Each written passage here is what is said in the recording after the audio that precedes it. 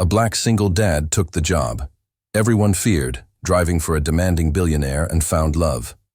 Before we dive into today's story, please press the subscribe button. Also drop a comment from which city you're watching. We love hearing where our community is tuning in from. Sit back, relax, and enjoy the story. Daniel Carter adjusted his tie one final time as he stood outside the towering glass building in downtown Atlanta. The morning sun reflected off the corporate headquarters of Sterling Enterprises, casting long shadows across the pristine sidewalk. At 34, Daniel had learned that first impressions mattered, especially when you were a single black father trying to make ends meet in a world that often judged before listening. "You can do this," he whispered to himself, thinking of his 9-year-old daughter, Maya, waiting at home with Mrs. Rodriguez, their elderly neighbor who'd become like family. The personal driver position paid 3 times what his previous job at the construction company offered. But the reason became clear when the employment agency mentioned why the position remained open. Ms. Charlotte Sterling is particular about her drivers, they'd warned with uncomfortable hesitation. The elevator whisked him to the 45th floor, where floor-to-ceiling windows offered a breathtaking view of the city. Daniel had grown up in southwest Atlanta, where views like this existed only in dreams.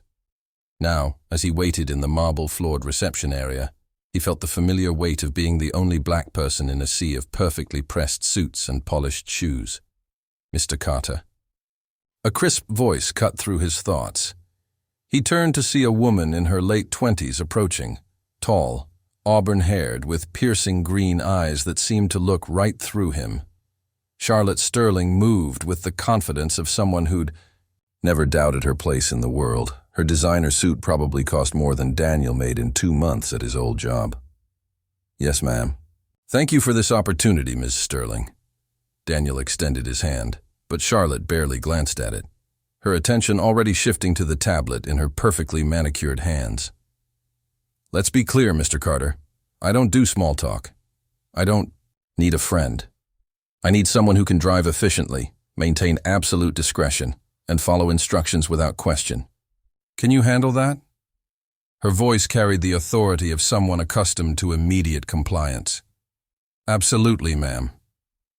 Charlotte's gaze finally met his, and for just a moment, Daniel caught something flickering in those cold green eyes, surprise perhaps at his calm professionalism. Most people either cowered before Charlotte Sterling or tried too hard to impress her. Daniel simply stood there, steady and respectful, but not intimidated. "We'll see," she said curtly. "You start Monday. Don't be late." Charlotte Sterling had never considered love a priority. At 29, she'd built Sterling Enterprises into a billion-dollar empire after inheriting the company from her father. Love was a luxury she couldn't afford, messy, unpredictable, and ultimately disappointing. Sitting in her penthouse apartment that evening, Charlotte reviewed Daniel's employment file while her assistant Sarah briefed her on the week's schedule. The apartment's pristine white walls and minimalist furniture reflected her approach to life, controlled, efficient, and emotionally sterile. "He seems qualified," Sarah noted, glancing at Daniel's references. "Former military, clean driving record, excellent recommendations from his previous employer." Charlotte barely looked up from her tablet. "I don't care about his personal story. I need reliability, not charity cases." But even as she spoke, something nagged at her about their brief encounter. Daniel Carter hadn't flinched when she'd been deliberately cold. Most people either cowered or tried to charm her. He'd simply respected her boundaries while maintaining his dignity. Her phone buzzed with a text from her mother. "Charlotte, darling, the Patterson boy is back from Wharton. Such a suitable match. Old family, proper background." "You really should consider." Charlotte deleted the message without reading the rest. Her mother's definition of suitable meant white, wealthy, and preferably from one of Atlanta's oldest families. Love in the Sterling family was about mergers and social status, not genuine connection. She'd tried that path once. Brandon Mitchell, IV had seemed perfect on paper. Harvard MBA, trust fund, country club membership. Their relationship had been a series of carefully orchestrated social events and business dinners. When she'd suggested something spontaneous, like a simple walk in the park, Brandon had looked at her as if she'd suggested swimming with sharks. Love is about compatibility and shared goals, her mother always said. Passion fades, but social standing endures. Charlotte had accepted this philosophy, building walls around her heart as carefully as she'd built her business empire. Romance was for people who couldn't handle reality. She needed someone who understood her world, her responsibilities, her need for perfection. As she prepared for bed in her sterile master suite, Charlotte found herself wondering about Daniel, Carter's story. Why had a man with his qualifications taken a job that 4 previous drivers had quit? What kind of person remained so composed under pressure? She shook her head, dismissing the thoughts. Monday would tell her everything she needed to know about her new employee. Nothing more, nothing less. Monday morning arrived with typical Atlanta humidity, but Daniel was already waiting beside the gleaming black Mercedes when Charlotte emerged from her building at exactly 7:30 a.m. He stood at attention, not stiff, but respectfully alert, wearing a crisp navy suit that fit him perfectly despite clearly being purchased at a budget store rather than a designer boutique. "Good morning, Ms. Sterling," Daniel said, opening the rear door with practiced smoothness. Charlotte slid into the leather seat without acknowledgement, immediately opening her laptop. Sterling Enterprises headquarters, then the Riverside Development site at Tenha.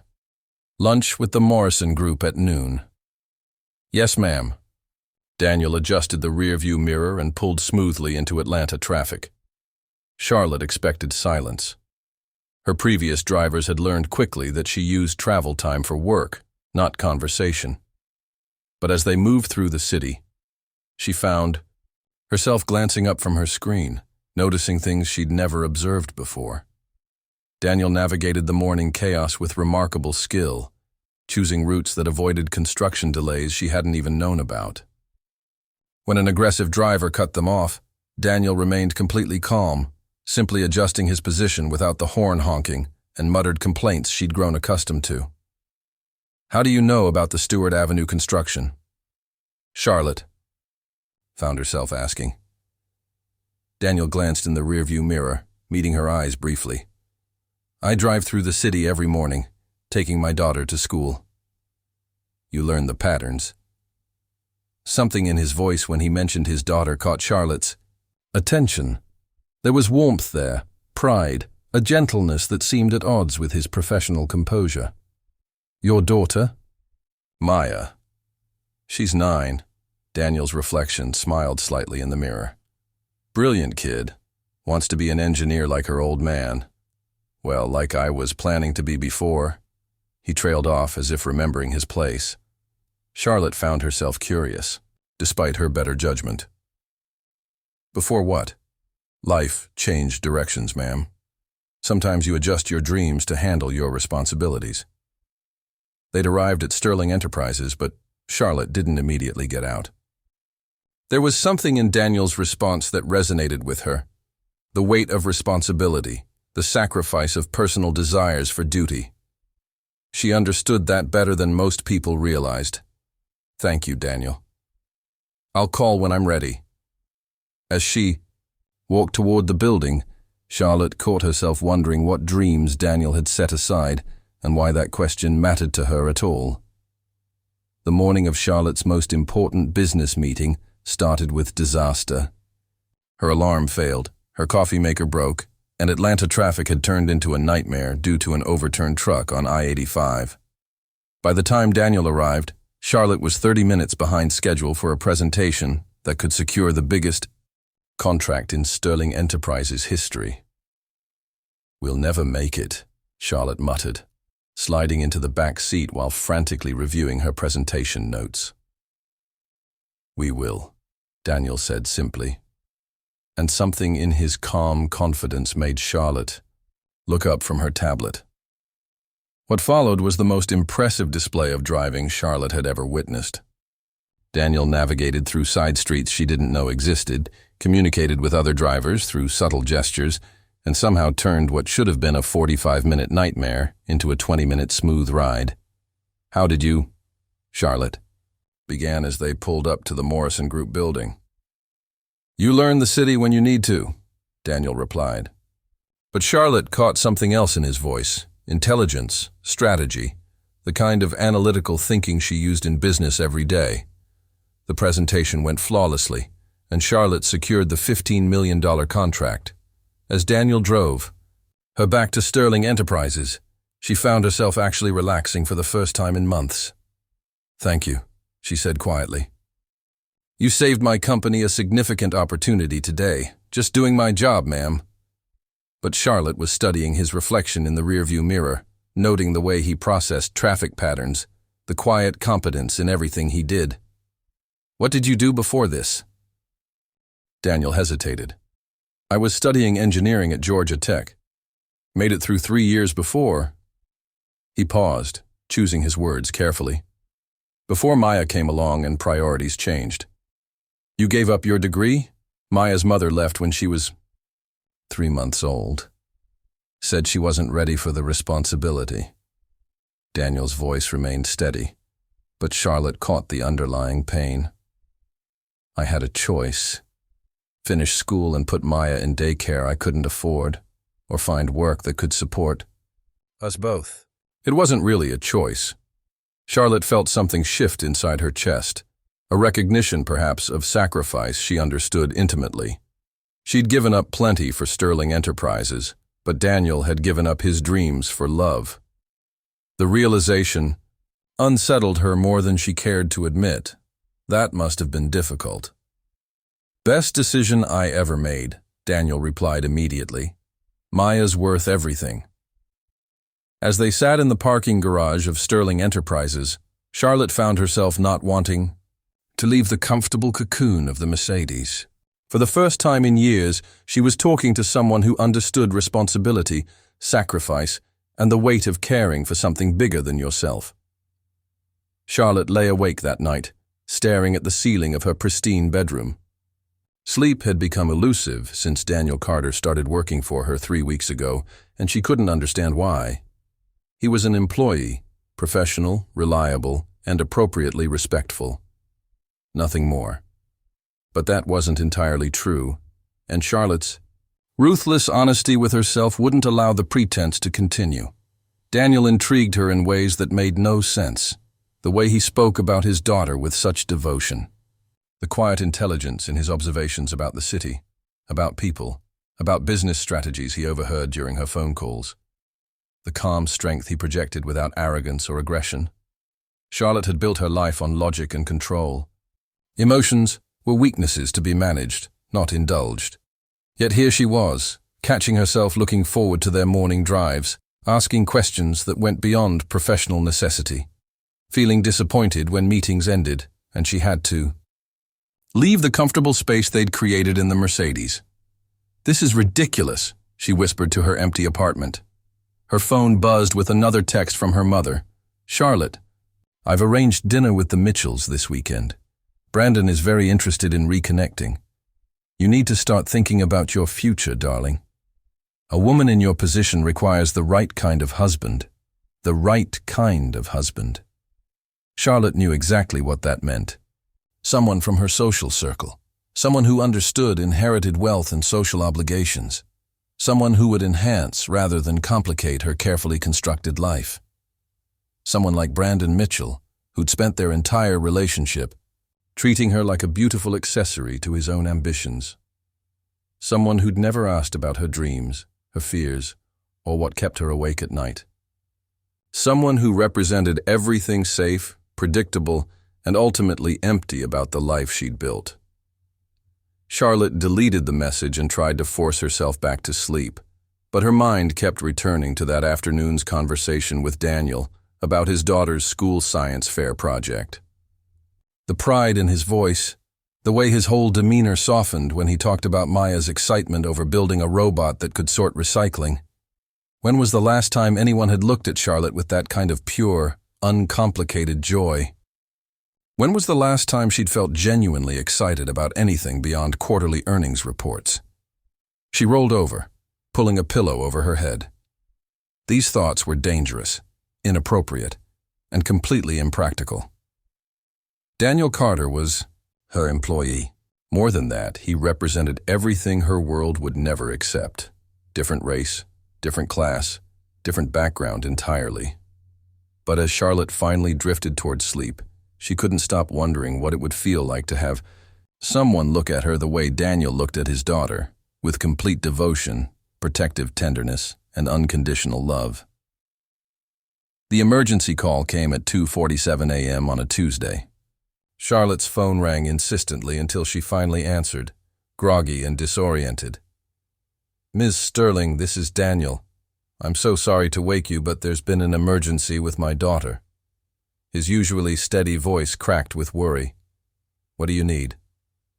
Charlotte was instantly alert, her business instincts kicking in. "I know this is unprofessional, but I won't be able to drive you today. Maybe not tomorrow either. Maya has appendicitis, and she's scared, and I can't leave her alone." "I understand." "If you need to, Daniel." Charlotte's voice was firm but gentle. "Take care of your daughter. Don't worry about work. Your meetings can be rescheduled or handled remotely. What hospital? Children's Healthcare of Atlanta. But ma'am, you don't need to. I'll be there in 20 minutes. The drive to the hospital gave Charlotte time to question her impulsive decision. Why was she rushing to support an employee she barely knew? But as she walked through the antiseptic corridors toward the pediatric ward, she realized this wasn't about duty or even kindness. Something had shifted in her heart over the past month. Something she wasn't ready to name, but couldn't ignore. She found Daniel in the waiting area, his usually impeccable appearance disheveled, his strong hands clasped tightly as he stared at the surgical suite doors. When he saw Charlotte approaching, his expression shifted from surprise to something that looked like gratitude mixed with disbelief. "Ms. Sterling, you didn't have to come. How is she?" Daniel's composure finally cracked. "They say she'll be fine." But she was so scared. She kept asking for me to stay with her, and I couldn't. He ran his hands over his face. "She's all I have. If something happened to her..." Without thinking, Charlotte sat beside him and placed her hand gently on his arm. The contact sent an unexpected warmth through her. But more than that, she felt his pain as if it were her own. "She's going to be okay. Children are stronger than we think." "You don't understand," Daniel said quietly. "Maya is everything good in my life. Everything I do, every decision I make, it's all for her. I can't lose her." Charlotte watched this strong, composed man break down with worry for his child, and something fundamental shifted inside her. She'd spent her life surrounded by people who calculated every emotion, who measured love in terms of social advantage and financial benefit. But Daniel's love for his daughter was pure, selfless, and absolutely genuine. "Tell me about her," Charlotte said softly. Daniel's face transformed as he talked about Maya, her curiosity about everything, her determination to build the best science. Fair project in her class, her dreams of becoming an engineer and designing buildings that could withstand earthquakes. He showed Charlotte pictures on his phone. A beautiful little girl with Daniel's warm eyes and an infectious smile, covered in paint from an art project, concentrating intently on a math worksheet, laughing as she played in a neighborhood park. Sounds wonderful," Charlotte said, and meant it. "She is. She's taught me what love really means. Not the conditional kind, but the kind that changes everything about who you are and what matters." Charlotte felt tears threaten. When was the last time someone had looked at her with the unconditional love Daniel showed his daughter? When the IIDA surgeon announced Maya's procedure was successful, Charlotte found herself crying tears of relief for a little girl she'd never met. Charlotte's presence at the hospital didn't go unnoticed. Her mother, Eleanor Sterling, swept into her office, her voice sharp with disapproval. "Charlotte, people are talking. The Mitchells heard you were at a hospital with your driver." "He's a valued employee who needed support," Charlotte said, not looking up. "He's a driver, Charlotte. They're replaceable. Your reputation is not." Eleanor perched on her desk. Brandon called. "He's interested in rekindling things. It's time to settle down with someone suitable." "Suitable?" Charlotte said flatly, thinking of Brandon's distant politeness. She thought about Daniel's raw emotion and the joy he found in simple things. "I'm not interested in Brandon. You can't run a billion-dollar company based on emotional whims." Her mother lectured her, but Charlotte just thought about Daniel's strength. He'd sacrificed his dreams for his daughter, a choice made by love. When had Charlotte ever made a decision based on her heart? "I need to get back to work, Mother." Eleanor's face grew concerned. "You're not developing feelings for that man, are you? End this fantasy before it destroys everything we've built." Charlotte met her gaze steadily.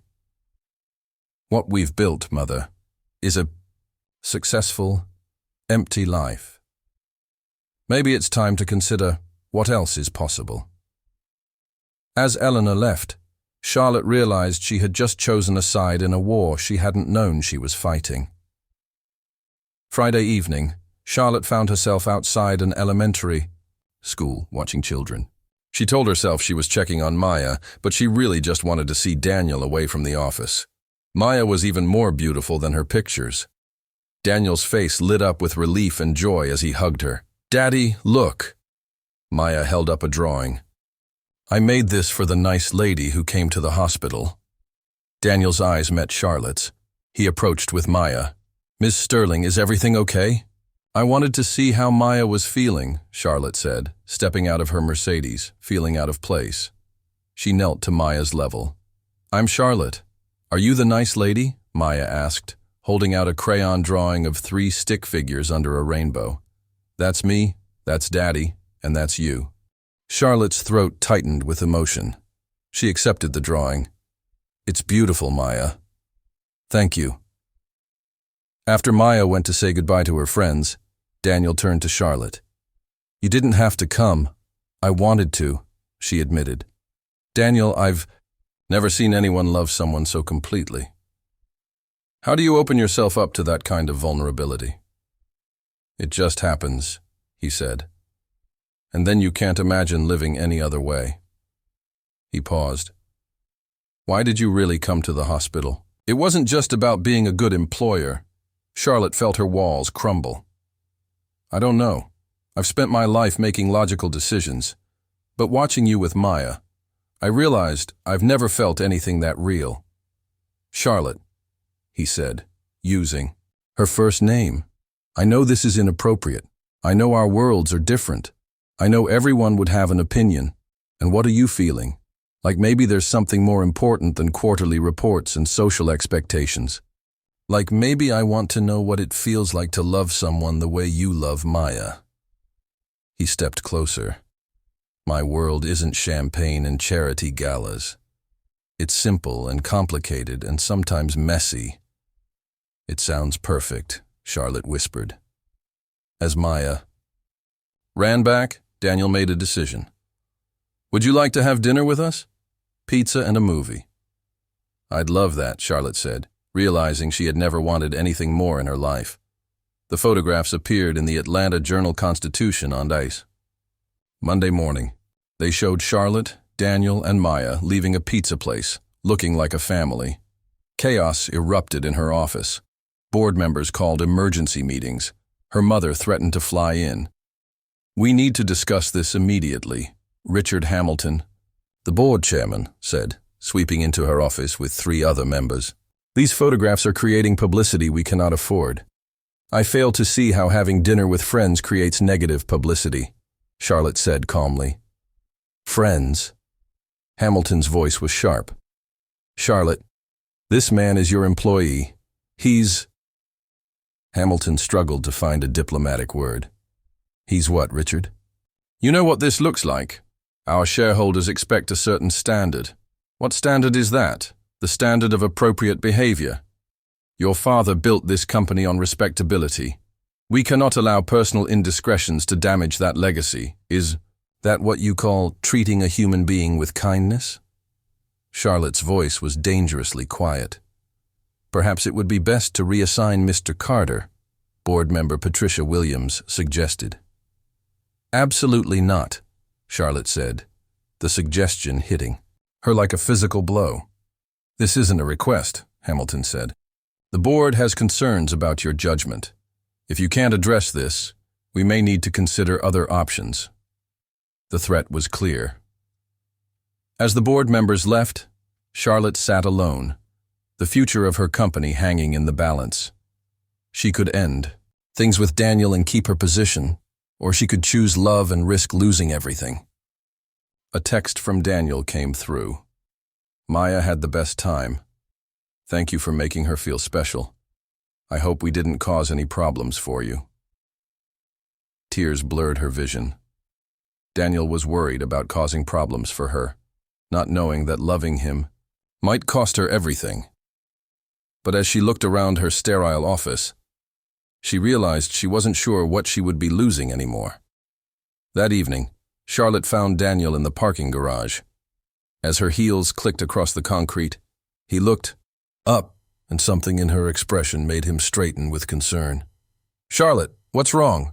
She'd rehearsed this conversation a dozen times, but now, looking at his kind face and worried eyes, all her prepared words disappeared. The board saw the photographs from Friday night. They want me to fire you. Daniel went very still. I see. They think you're inappropriate for someone in my position. They think our friendship reflects poorly on the company and on me. Charlotte's voice was steady, but her hands were shaking. They've made it clear that if I don't end this, they'll remove me as CEO. Daniel nodded slowly, his expression carefully neutral. Then you should end it. What? Charlotte, you've worked your entire life to build what you have. I won't be the reason. You lose it. Daniel's voice was gentle but firm. Maya and I will be fine. We were fine before and will be fine after. And what about what I want? What you want doesn't matter if it destroys your life. That's the problem, Daniel, Charlotte said, feeling a snap inside her. What I want has never mattered. I've spent 29 years making decisions based on what other people expected. She moved closer, her eyes blazing. Before you, my life was perfect but empty. A perfect apartment, a perfect job, perfect people. I had everything money could buy, and nothing that mattered. Charlotte, I'm not finished. Tears streamed down her face. You and Maya showed me real love. You showed me what it means to put someone else's happiness first. You think I don't love you back? Daniel asked, wiping her tears away. I think you're scared of what loving me might cost you. I'm terrified, he admitted. Not of my job or people's opinions. I'm terrified because I love you so much. I love your strength, your vulnerability, and the way you chose us over everything else. Then what do we do? Charlotte's heart soared and broke at once. We choose love, Daniel said simply. And we deal with whatever comes.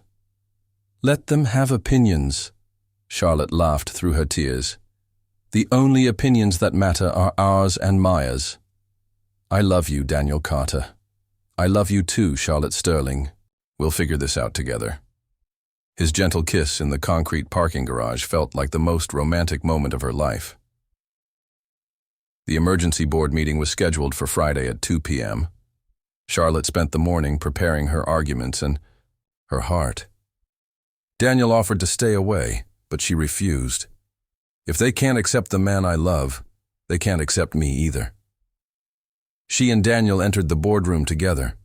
12 of Atlanta's most powerful business leaders watched them with expressions ranging from disapproval to hostility. Charlotte had known them for years, but today she was a stranger to them.